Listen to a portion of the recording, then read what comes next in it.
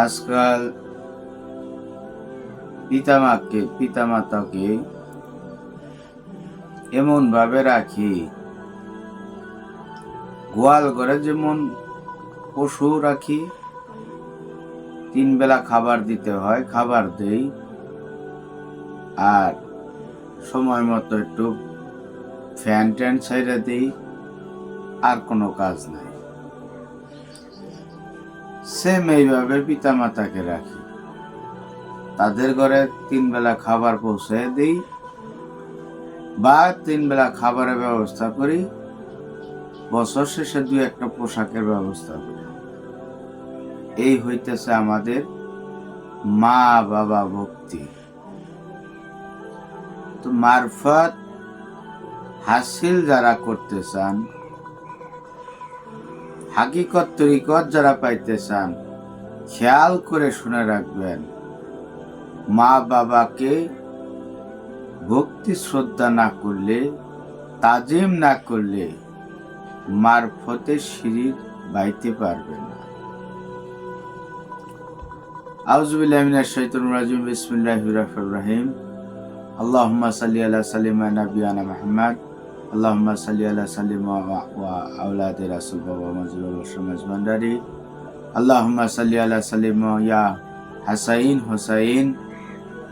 পরম করুণাময় আল্লাহ তাআলার নামে শুরু করলাম। আজকে সংক্ষিপ্ত একটা ভিডিও নিয়ে আপনাদের সামনে হাজির হলাম। ভাই বোন সবাই মনোযোগ দিয়ে শুনেন। পিতা মাতার প্রতি ভক্তি না থাকলে, শ্রদ্ধা না থাকলে, আপনি ইহকাল পরকাল দুনোকালই ব্যর্থ মানব। ইহকাল পরকাল দুইটাই নষ্ট করলেন। ধরেন আপনি পথির মধ্যে যাইতেছেন, আপনার কাছে দিনে একটা খাবারের জন্য একটা ফল আছে, রাত্রে খাবারের জন্য একটা ফল আছে। কোন ক্রমে অযত্নের কারণে দিনের ফলটা নষ্ট করে ফেললেন, দিনে খাইতে পারলেন না, ক্ষুধার্ত রয়ে গেলেন। আবার ঠিক অবহেলার কারণে রাত্রের খাবারটাও নষ্ট, ফলটা নষ্ট করে ফেলাইলেন, খাইতে পারলেন না। কি রইলেন? ক্ষুধার্ত রইলেন, আর ক্ষুধার্তের যন্ত্রণা ভোগ করতে হয়। তো তেমনি দুনিয়াতেও যদি শান্তি চান, ঘরে যে ফল আছে, পিতামাতা আছে, তাকে তাজিম করতে হবে, তাকে আদর করতে হবে, মহাব্বত করতে হবে।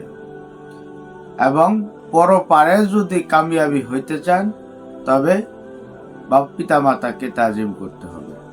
কি মুখ নিয়ে নবীর সামনে দাঁড়াইবেন, কি মুখ নিয়ে নিজের পীরের সামনে, পীরের দলের মধ্যে অন্তর্ভুক্ত হবেন, যেখানে পীর বলতেছে, আমার বাবা মুজিবুল বাশার মাঝভান্ডারী বলতেছে, বাবা আপনার বাড়িতে কি পিতা মাতা আছে? আছে। তাদের তাজিম করেন, তাদের মহাব্বত করেন, তাদের খেদমত করেন, এতটুকুই আপনার জন্য যথেষ্ট। তো ঠিক এই জায়গায় আমরা শোনার পরে কি করি? পিতা মাতার কোনো খোঁজ খবর নেই না, খোঁজ খবর নেই।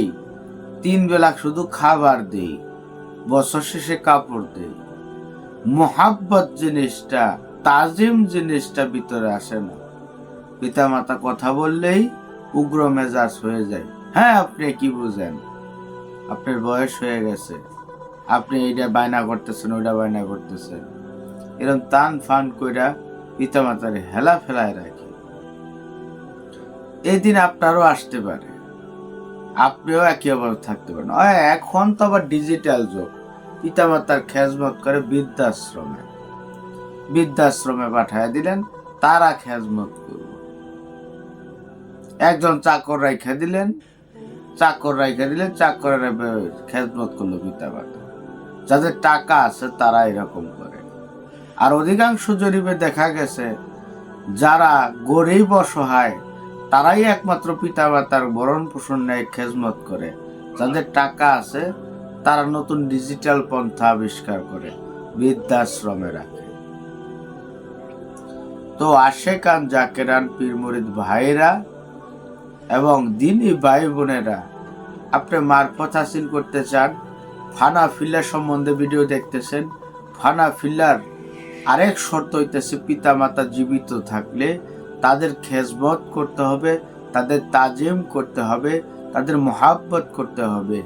হযরত মুহাম্মদ সাল্লাল্লাহু আলাইহি সাল্লাম বলছেন, যে তোমার ঘরে যদি পিতামাতা থাকে, তাদের মুখের দিকে ন্যাক দৃষ্টিতে যদি তাকাও, সেই তাকানির কারণেই তোমার কবুল হজের সওয়াব হয়ে যাবে। সুবহানাল্লাহ।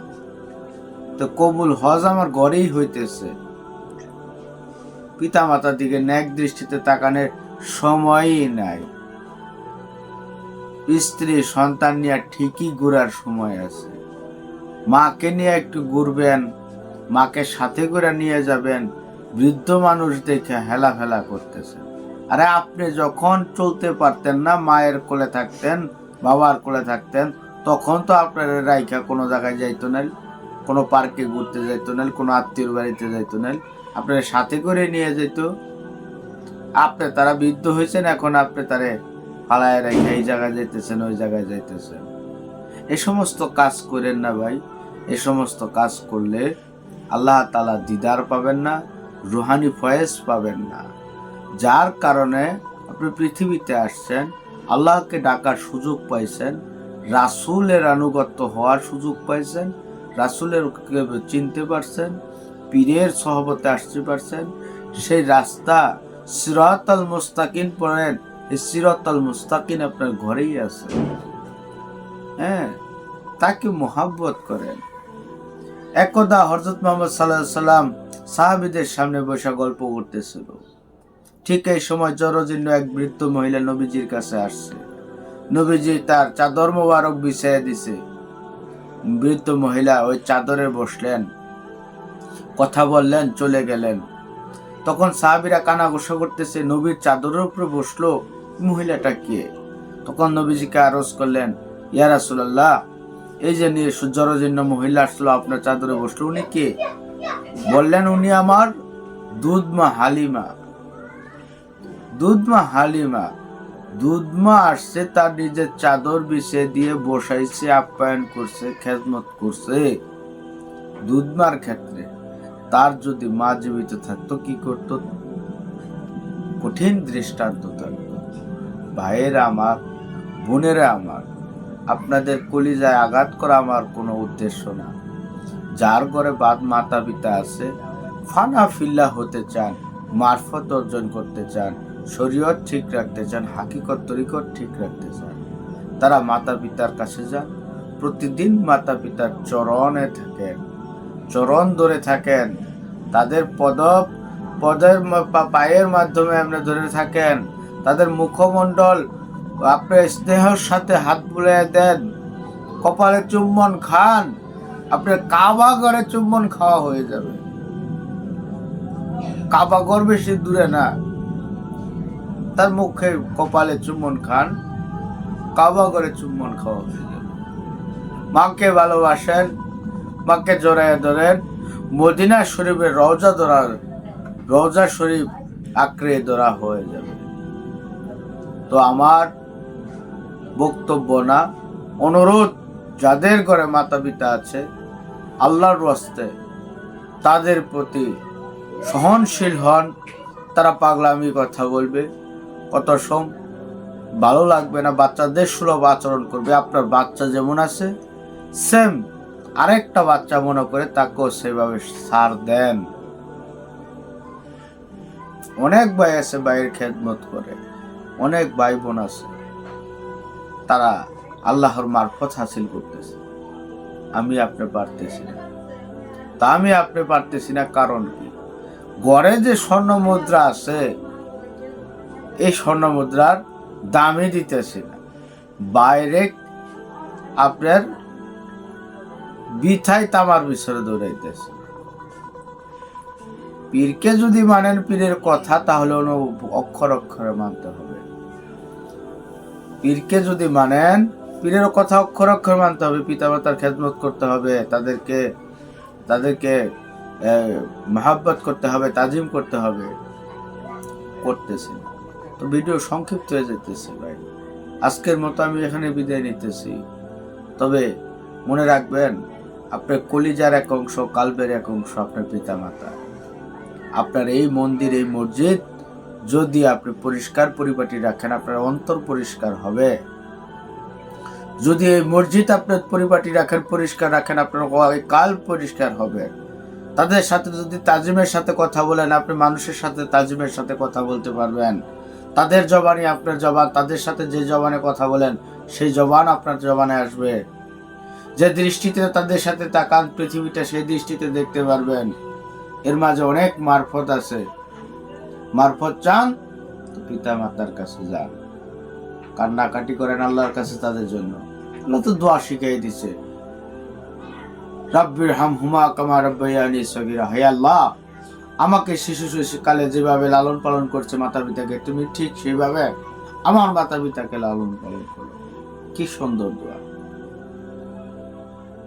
তো সর্বোপরি কি করতে হবে?